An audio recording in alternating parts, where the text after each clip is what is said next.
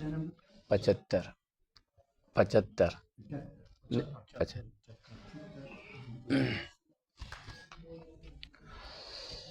أعوذ بالله من الشيطان الرجيم بسم الله الرحمن الرحيم قال الملأ الذين استكبروا من قومه للذين استضعفوا لمن آمن منهم أتعلمون أن صالحا مرسل من ربه قالوا إنا بما أرسل به مؤمنون قال الذين استكبروا إنا بالذي آمنتم به كافرون قال الملأ الذی کہا سرداروں نے جنہوں نے تکبر کیا من قومہ حضرت صالح علیہ السلام کی قوم سے للذین ان لوگوں کو استضعفوا جو کمزور سمجھے جاتے تھے لمن آمن واسطے ان کے لیے کہ جو ایمان لا چکے تھے منہم ان میں سے کیا کہا متکبرین نے اتعلمون کیا تم یقین کر چکے ہو کہ ان صالحا کہ بے شک صالح علیہ السلام مرسل بھیجی ہوئی ہے من ربہ اپنے رب کی طرف سے قالو تو مومنوں نے کہا جو صالح علیہ السلام کے اوپر ایمان لا چکے تھے انا بما ارسل به مؤمنون بے شک ہم ساتھ اس چیز کے کہ صالح علیہ السلام کو وہ چیز دے کر بھیجا گیا مؤمنون یقین رکھنے والے ہیں قال الذین کہا ان لوگوں نے جنہوں نے تکبر کیا انا بالذی بے شک ہم بالذی اس چیز کے ساتھ کہ آمنتم بھی ایمان لا چکے ہو تم انا کافرون بے شک ہم اس کا انکار کرنے والے ہیں صالح علیہ السلام کا قصہ جو قوم سمود کی طرف ان کو بھیجا گیا تھا تو ہم نے پڑھا کہ حضرت صالح علیہ السلام سے انہوں نے منہ مانگا معجزہ مانگا تھا حضرت صالح علیہ السلام نے اللہ سے دعا کی وہ معجزہ بھی حضرت صالح علیہ السلام سے جو انہوں نے مطالبہ کیا تھا اس کے مطابق اللہ نے اونٹنی کو جو ہے وہ سامنے جو پہاڑ تھا وہ عجیب و غریب سے قسم کا پھٹا اور اس سے وہ اونٹنی 10 ماہ کی گابن نکلی ان کے سامنے نکلی لیکن انہوں نے پھر بھی جو ہے وہ انکار کیا معجزے کا انکار کر بیٹھے حضرت صالح علیہ السلام نے فرمایا کہ یہ اللہ کی طرف سے ایک نشانی ہے اور اس کو تم چھوڑ دو یہ کھاتی پھرے اور اس کو برائی کے ساتھ مت جو ہے ہاتھ لگاؤ لیکن پھر بھی انہوں نے یہ باز نہ آئے پھر حضرت صالح علیہ السلام نے ان کو نعمت یاد دلائی کہ دیکھو قوم عاد کو ہلاک کرنے کے بعد اللہ نے تمہیں زمین میں نائب بنایا تمہیں ان کی جائیداد دے دی ان کے مکانات دے دیے لہذا انہوں نے نوح علیہ السلام کی اور حضرت ہود علیہ السلام کی نافرمانی کی تھی تباہ و برباد ہوئے تم بھی اگر نافرمانی کرو گے تباہ و برباد ہو جاؤ گے لہذا تمہیں اللہ رب العزت نے زمین میں ٹھکانہ دیا بڑی سہولت کے ساتھ تم بڑے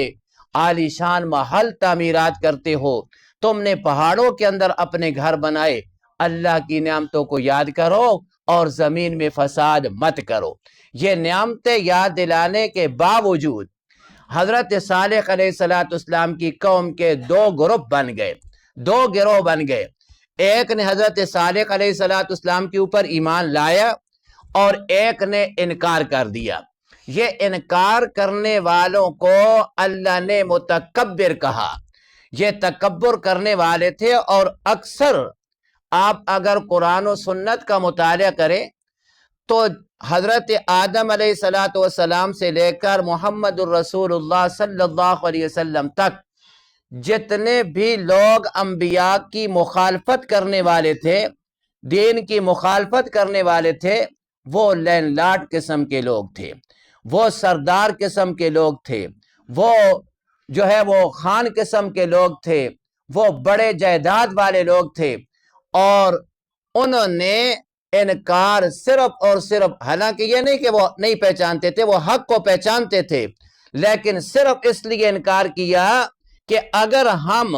جو ہے وہ مان لیتی ہیں تو مان لینے کے بعد ہماری چودراہٹ ختم ہو جائے گی، مان لینے کے بعد ہماری یہ جو سرداری ہے یہ ختم ہو جائے گی، چونکہ قرآن اور پیغام محمد، پیغام انبیاء تو یہ ہے کہ وہ بڑے چھوٹے کو لینڈ لارڈ اور غریب کے تمیز نہیں کرتا، وہ تو شریعت کے اندر تو مالدار ہو تب، غریب ہو تب، شریعت کی نظر میں دونوں برابر ہیں۔ شریعت جو ہے وہ دونوں کو انصاف کے کٹہرے میں کھڑی کرتی ہے، شریعت جو ہے وہ دونوں کو، قرآن و سنت جو ہے وہ دونوں کو انصاف دلاتے ہیں، اگر وہ غلطی امیر کی ہو تو اس کی جو سزا ہے وہ دلواتے ہیں، اور اگر غلطی غریب کی ہو تو یہ جو ہے وہ قرآن و سنت اس کو سزا دلواتے ہیں۔ لیکن وہ امیر جو ہیں انہوں نے تو اپنے لیے قانون الگ بنائے ہوئے تھے، غریبوں بیچاروں کے لیے قانون الگ تھے، جیسا کہ آج بھی یہی ہے، امیروں کے لیے کوئی قانون نہیں ہے، ان کا اپنی منمانی ہے۔ یہ ہمارے وزیروں کو دیکھو، ہمارے جو ہے وہ ان بڑے بڑے عہدوں والوں کو دیکھو، ان کے ایک یعنی یومیہ کروڑوں کا خرچہ ہے، اور وہ سارا کا سارا بیت المال اٹھا رہا ہے، وہ سارا کا سارا خزانہ اٹھا رہا ہے، جہاں ایک آدمی کی ضرورت ہے، چونکہ انہوں نے اپنی سیاست چلانی ہے تو وہاں انہوں نے کوئی وزیر بنایا، کوئی مشیر بنایا، کوئی فلاں بنایا، کوئی فلاں بنایا، اس کا اپنا نیب بنایا، اس کا پھر نیب بنایا، یعنی جہاں ایک آدمی کی ضرورت ہے وہاں انہوں نے 20 آدمی لگائے ہیں، ضرورت ایک آدمی کی ہے۔ کیوں؟ اس لیے کہ انہوں نے ان کو راضی کرنا ہے، چونکہ آج اگر راضی نہیں کریں گے تو پل ووٹ کا مسئلہ ہے، وہ کون دے گا؟ تو مطلب یہ ہے کہ ان کے قانون بھی اپنے ہیں، ان کا نظام بھی اپنا ہے، اور پھر مزے کی بات یہ ہم عوام بھی بالکل پاگل ہے۔ یہ 5 سال نا ایک کو ہم چور چور چور، یہ چور، یہ فلاں، یہ فلاں، یہ فلاں، یہ مطلب ہے عوام نعرے لگاتی ہے، پھر 5 سال کے بعد وہی ماشاءاللہ پاک صاف ہوگا، ایسا پاک صاف ہو کر آتا ہے کہ ہم کہتے ہیں یہ تو فرشتہ ہے جی، اس نے تو کبھی خیانت کی ہی نہیں ہے، وہ 5 سال ہمارا حکمران ہوتا ہے، پھر اگلے 5 سالوں میں جس نے ہمارے اوپر حکمرانی کی ہے ہم اس کو چور بنا دیتی ہیں، ہم نعرے لگاتے ہیں کہ یہ چور ہے، یہ ڈاکو ہے، یہ فلاں ہے، یہ فلاں ہے، اگلے 5 سال کے بعد وہ ایسی دودھ اور شہد کی نہروں سے غسل کر کے پاک ہو کے آتا ہے کہ اس سے بڑھ کر دنیا میں کوئی پاک نہیں ہوتا۔ تو بہرحال ان کا بھی یہی سلسلہ تھا کہ وہ قانون ان کے اپنے، نظام ان کا اپنا، غریب بیچارہ پھنس جائے تو اس کو رگڑا رگڑا رگڑا بالکل اس کا کچومر نکال دیتے تھے، تو اس لیے وہ ایمان نہیں لاتے تھے۔ یہ نہیں کہ حق کو وہ سمجھتے تھے کہ یہ حق ہے، لیکن حق کو سمجھ کر ایمان لے آتے تو پھر ان کے لیے یہ قانون نہ رہتا، ان کے لیے یہ نظام نہیں رہتا، تو ہمیشہ قرآن و سنت اور نبی کی مخالفت کرنے والا ایک ہی گروپ رہا ہے، وہ مالدار، چودھری، لینڈ لارڈ قسم کے، مالدار قسم کے لوگ تھے، اور جن بیچاروں نے ایمان لایا ان کو بے وقوف کہتے تھے کہ یہ بے وقوف ہیں جی، ان کو کوئی پتہ نہیں ہے، رات میں بھی جو ہے وہ اللہ اللہ، ذکر اللہ اور قرآن اور سنت اور نماز اور تہجد، اور اس طرح جو ہے وہ اشراق اور اوابین، یہ ہر وقت جو ہے وہ صوفی لگا ہوا ہے، جو ہے وہ شلوار اوپر کی ہوئی ہے، پگڑی پہنی ہوئی ہے، ہر وقت جو ہے یا قرآن ہے یا تلاوت ہے یا نوافل ہیں، یہ لگے، ان کو یہ پاگل کہتے تھے، اور اب بھی کہتی ہے، اب بھی جو ہے وہ ہمیں لوگ پاگل کہتے ہیں کہ مولویوں کے پاس کیا ہے جی، یہ مولوی 4 ٹکے کے مزدور ہیں، یہ تو جو ہے وہ ہمارے ملازم ہیں، یہ تو ہمارے اس طرح ہے، ہمیں لوگ بے وقوف کہتے ہیں۔ آج بھی اگر کسی مالدار کو کہو نا کہ اپنے بچوں کو یار دینی تعلیم دے، کہتا ہے کیا میرے بیٹا جو ہے وہ مطلب ہے ٹکڑے کھائے گا، مدرسے کے ٹکڑے کھائے گا، اور پھر جا کر مسجد سنبھالے گا، مسجد میں جا کر جو وہ قرآن کا درس دے گا، 10,000 12,000 تنخواہ ملے گی، میں اپنے بچوں کو اس ذلت کے اندر ڈالنے کے لیے تیار نہیں ہوں۔ لیکن ان بیچاروں کو کیا معلوم کہ اللہ رب العزت نے جو اللہ کے ہاں جو مقام اور قدر حافظ کی ہے، جو مقام اور قدر مولوی کی ہے، جو مقام اور قدر جو ہے وہ قاری کی ہے، ان کے مالدار لاکھوں مل جائیں، الحمدللہ ہمارے مدرسے کے پڑھے ہوئے جس کے سینے میں اللہ نے جو ہے وہ अलिफ लाम मीम से लेकर वन्नास तक कुरान जमा कर दिया है। ये लाट और इनकी औलाद सारी जमा हो जाएं, अल्हम्दुलिल्लाह मैं दावे से कहता हूँ उस हाफिज कुरान के साथ मुकाबला नहीं कर सकते। अल्लाह ने जो उसको मकाम दिया, अल्लाह ने जो उसको इज्जत दी, अल्लाह के यहाँ जो उसका वकार है, ये क्या जाने कि ये क्या चीज है। तो बहरहाल यहाँ पे भी दो गिरोह बने। एक गिरोह जो है हजरत सालेह अलैहिस्सलाम की मुखालफत में उतर आया, और एक कमजोर किस्म का, गरीब किस्म का कि सुबह को होता था शाम का नहीं, लेकिन अल्हम्दुलिल्लाह वो दीन के अंदर दाखिल हो गए। अब ये मुतकब्बिर किस्म के लोगों का कुरान ने मुकालमा जिक्र किया, फरमाया कि काल अल्लज़ी नस्तकबरू मिन कौमिही, कि काल अल्लज़ीना कहा उन लोगों ने जिन्होंने तकब्बुर किया, मिन कौमिही हजरत सालेह अलैहिस्सलाम की कौम से मुतकब्बिर किन के लिए कहा, लिल्लज़ी नस्तज़िफू उन लोगों को कि जो कमजोर समझे जाते थे। इमाम राजी तफसीर कबीर में लिखते हैं कि यहां अल्लाह ने दोनों गिरोह के लिए अलग अलग सीगे इस्तेमाल किए।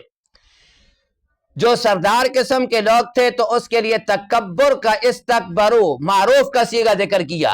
और जो कमजोर थे तो उस्तज़इफू इसके अंदर मजहूल का सीगा जिक्र किया। मतलब क्या है कि इस्तकबरू ये मुतकब्बिर जो लोग थे इनका तकब्बुर जाती था, ये इनका अपना फेल था, तकब्बुर करना इनका अपना फेल था, और ये मूजिब अजाब भी है, मूजिब गिरफ्त भी है, मूजिब अल्लाह की नाराजगी का जरिया भी है, चूंकि ये तकब्बुर करना इनका अपना फेल था। और जो कमजोर थे उसके लिए कुरान ने उस्तज़इफू मजहूल का सीगा जिक्र किया कि ये जो कमजोर थे ये इनका अपना फेल नहीं था, बल्कि ये जो मुतकब्बिर थे इन्होंने इनको कमजोर बना दिया था। ये कमजोर बनाए गए थे, फितरती तौर पे ये कमजोर नहीं थे, इनको कमजोर समझा गया था, लिहाजा इनकी कमजोरी इनका अपना फेल नहीं था, बल्कि वो मुतकब्बिर इनको ये कहते थे कि ये कमजोर हैं इसलिए ये हक पे नहीं है। अगर ये हक पे होते तो इनके पास मालो दौलत होता, अगर ये इनके ऊपर अल्लाह राजी होता तो फिर इनके पास बिल्डिंगें होती, इनके पास कोठियां और पिजारों गाड़ियां होती। ये तो इनके पास साइकिल भी नहीं है, तो लिहाजा ये कमजोर हैं। अगर अल्लाह हमसे नाराज होता तो ये बिल्डिंगें हमारी हैं, ये जो है वो वजारतें हमें मिल गई, ये सब कुछ जो है वो हमारे पास है। इसका मतलब यह है कि अल्लाह हमसे राजी है। लेकिन इनको ये पता नहीं है कि काफरों के पास जो है वो कितना था। नमरूद के पास देखो, पूरा नमरूद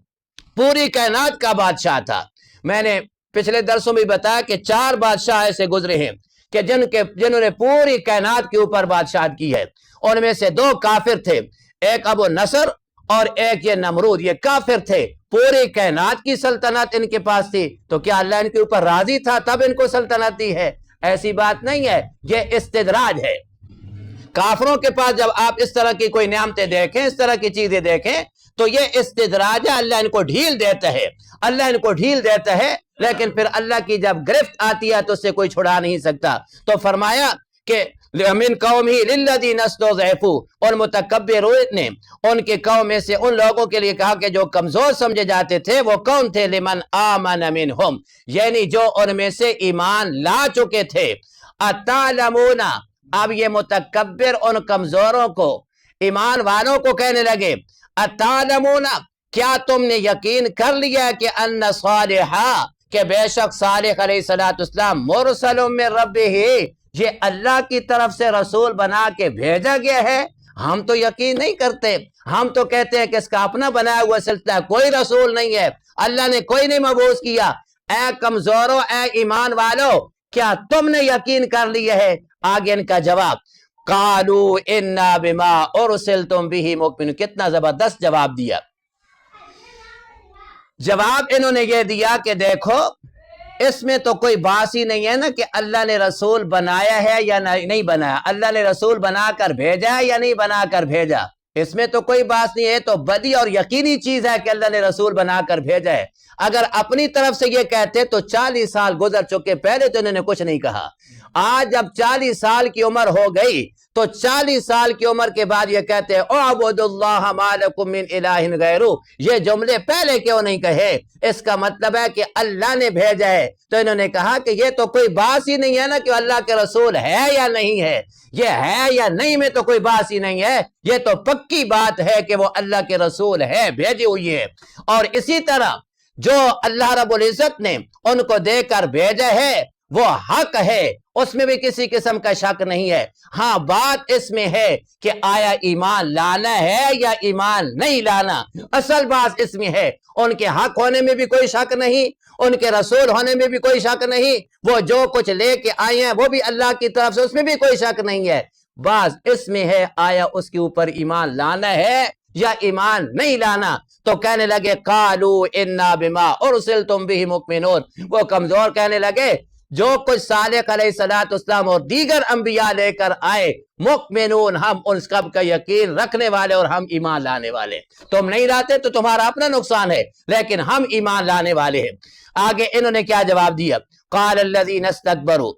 کہا ان لوگوں نے جنہیں تکبر کیا، انا بالذی آمنتم به کافرون، جن کے ساتھ تم ایمان لاتے ہو ہم ان کا انکار کرتے ہیں، ہم ایمان لانے والے نہیں. تو یہ دو گروہ بن گئے. پتہ چلا کہ جتنے انبیاء علیہ السلام آئے سارا کا سارا عقیدہ اور نظریہ ایک ہی تھا کہ اعبدوا اللہ ما لکم من الہ غیرہ، اللہ کے علاوہ کسی غیر کی کوئی عبادت نہیں ہے. حضرت آدم علیہ السلام سے لے کر حضرت محمد صلی اللہ علیہ وسلم تک عقیدہ تمام انبیاء کا ایک تھا. فروعی مسائل کے اندر کچھ اختلاف تھا، باقی عقیدہ سب کا ایک تھا. نمبر 2، پتہ چلا کہ ماننے والے ہمیشہ پیغمبر کے غریب قسم کے لوگ تھے. امیروں نے ہمیشہ کیا مخالفت کیا، جیسا کہ یہاں پہ بھی موجود ہے. اللہ رب العزت عمل کی توفیق عطا فرمائے. الحمدللہ رب العالمین والعاقبۃ للمتقین، الصلاۃ والسلام علی سید الرسل وخاتم الانبیاء. اللہم اعنا علی ذکرک و شکرک و حسن عبادتک. اللہم لا مانع لما اعطیت ولا معطی لما منعت ولا ينفع ذا الجد منک الجد. اللہم انکا عفو کریم تحب العفو فاعف عنا. وصلی اللہ تعالی علی خیر خلقہ محمد وعلی آلہ واصحابہ اجمعین برحمتک یا ارحم.